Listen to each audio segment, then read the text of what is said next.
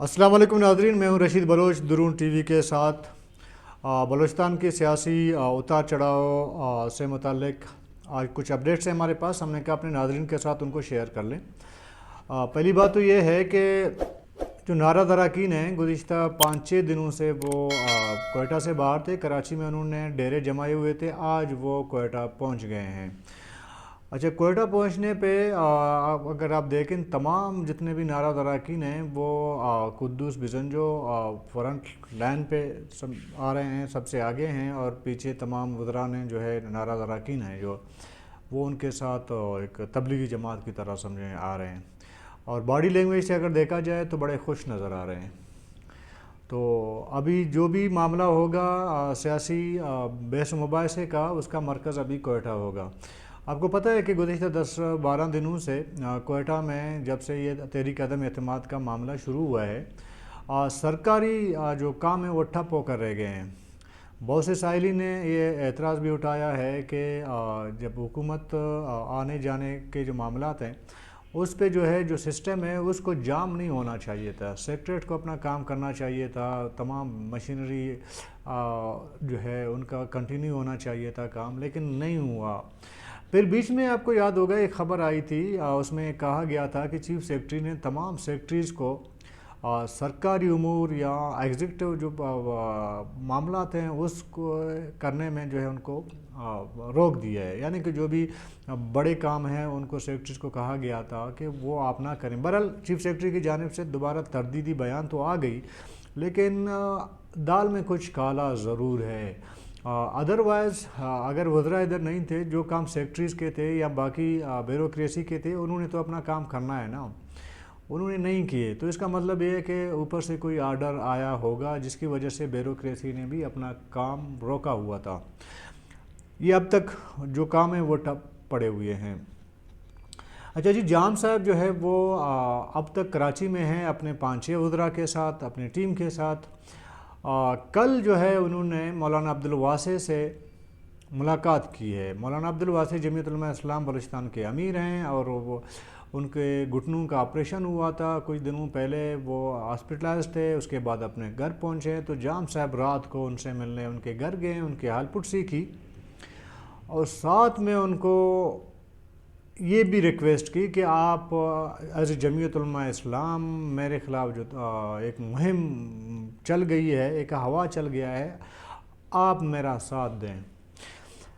जो हमारे ज़राए हैं या जो दोस्त हैं जो इस मुलाकात में मौजूद थे, उनसे जब हमारी बात हुई तो उन्होंने कहा कि जाम साहब ने कहा है कि मुझे पिंडी से ग्रीन सिग्नल मिल चुका है, अगर आप मेरा साथ दें तो हम ये हुकूमत आगे ले जा सकते हैं। अच्छा, पेशकश ये की है जाम साहब ने मौलाना अब्दुल वासे को कि हम आपको अपनी हुकूमत में शामिल करेंगे अगर आप हमारा साथ दें। तो इसका मतलब ये है कि चूँकि जमीयत उलमा इस्लाम शुरू दिन से ANP के मुखालिफ है, इसीलिए ANP जो है जाम के कैम्प में बामरी मजबूरी बैठे हैं, नहीं तो ANP ने भी नारा दराकीन का साथ देना था। लेकिन जमीयत ने शर्त रखी थी कि ANP को किसी सूरत हमने साथ नहीं लेना, इसलिए नारा दराकीन ने ANP को अपने साथ नहीं लिया। अगर ये पेशकश की है तो इसका मतलब ये है कि जाम साहब को लग ऐसा रहा है कि जमीयत को साथ रखने में ज़्यादा फ़ायदा मंद है बजाय कि ANP को लें। देखिए, पूरे इस एपिसोड में जाम साहब पे एक ज़ाहिर है कि मुश्किल वक़्त आम पड़ा है, इसमें ANP का किरदार कहीं नहीं बिल्कुल नहीं आता। अच्छा, HDP ने शुरू दिन में थोड़ी सी एक्टिविटीज़ की, जाम साहब जहाँ गए कोयटा में तो उनके साथ थे, लेकिन उसके बाद HDP भी नज़र नहीं आ रही। अब कुछ वज़रा हैं इसमें, ज़िया लांगो हैं, तो रतमान खैल हैं और कुछ और भी हैं जो मैं शायद अभी नाम भूल रहा हूँ, वो जाम साहब के साथ हैं। आरिफ मोहम्मद हसनी हैं, तो वो साथ हैं। पहले ये वज़रा से जब भी हमारी बात होती थी वो कहते थे कोई इशू ही नहीं है, लेकिन कल से कह रहे हैं जी मुश्किलात थी लेकिन अब ख़त्म हो रहे हैं। तो जब पहले मुश्किलात थी तो उन मुश्किलात का ज़िक्र उन्होंने नहीं किया। اب وہ کہتے ہیں نہیں جی وہ مشکلات ختم ہو رہے ہیں. ابھی ہمیں نہیں سمجھ آ رہا ہے کہ مشکلات کیسے ختم کیے جا رہے ہیں. اچھا یہ بھی میں آپ کو بتا دوں کہ جام صاحب کو جو پرانے آپ کے سینیٹر ہیں باپ کے, وہ دوبارہ ایکٹیو ہوئے ہیں. جام صاحب کی قربت ان کے ساتھ بڑھی ہے, اس میں انوار الحق کاکڑ اور سرفراز بگٹی سر فہرست ہیں. لیکن سینیٹرز میں منظور کاکڑ وہ جنرل سیکرٹری ہیں اپنے پارٹی کے باپ کے, تو وہ نظر نہیں آ رہے. وہ ابھی وہ جو ہم سے ہم جب رابطہ کیا ہم نے ان سے, تو وہ تھوڑا ناراض نظر آ رہے ہیں. بہرحال یہ دو سینیٹرز فرنٹ لائن پہ ہیں. سننے میں یہ آیا کہ انوار الحق کاکڑ جو ہے وہ جام صاحب کو گائیڈ لائن دے رہے ہیں کہ آپ نے کس سے ملنا ہے, کس سے نہیں ملنا, اور کیا کرنا ہے اور کیا باتیں کرنی ہیں. تو جام صاحب اسی گائیڈ لائن پہ جا رہے ہیں, اور اسی وجہ سے انہوں نے مولانا عبدالواسع سے ملاقات کی. ابھی تعجب کی بات تو یہ ہے کہ جام صاحب نے شروع دن سے موقف رکھا تھا کہ تحریک عدم اعتماد لانے کا مقصد یہ ہے کہ جو ناراض اراکین ہیں وہ اپوزیشن کو امپاور کر رہے ہیں اور ان کو مضبوط کر رہے ہیں. لیکن جام صاحب خود جا کے اپوزیشن سے مل رہے ہیں اور ان سے کہہ رہے ہیں کہ مجھے سپورٹ دیں. تو اس کا مطلب یہ ہے کہ جو بات ہو رہی تھی کہ جی اپوزیشن کے مضبوط ہونے کا مطلب پی ڈی ایم کو مضبوط کرنا ہے وغیرہ وغیرہ, جو بھی باتیں تھیں جام صاحب کی ٹیم کی یا انہوں نے جو موقف رکھا تھا, اس موقف کی نفی جام صاحب نے کل کی ملاقات میں خود کی ہے. ہمیں یہ کہا جا رہا تھا کہ چونکہ اپوزیشن, بہت سے لوگ یہ نہیں چاہتے کہ اپوزیشن اس تحریک عدم اعتماد کو کامیاب کرا دیں وغیرہ وغیرہ. تو ابھی جام صاحب نے جب یہ ملاقات کی ہے تو اس کا مطلب ہے کہ جام صاحب کمزوری کی اپنی آخری پوزیشن پہ ہیں. یہ میں آپ کو بتا دوں, ادروائز جام صاحب کبھی اپوزیشن کے پاس نہیں جاتے. اور پھر آپ جام صاحب کے پورا اس 15-16 دنوں کے ایپیسوڈ میں آپ دیکھیں گے کہ جو بھی انہوں نے ٹویٹ کی ہے سوشل میڈیا میں, جو بھی اپنا پیغام دیا ہے, اس میں انہوں نے ہمیشہ اپوزیشن کو لتاڑا ہے, ناراض اراکین کو نہیں لتاڑا. تو آج وہ خود چلے گئے.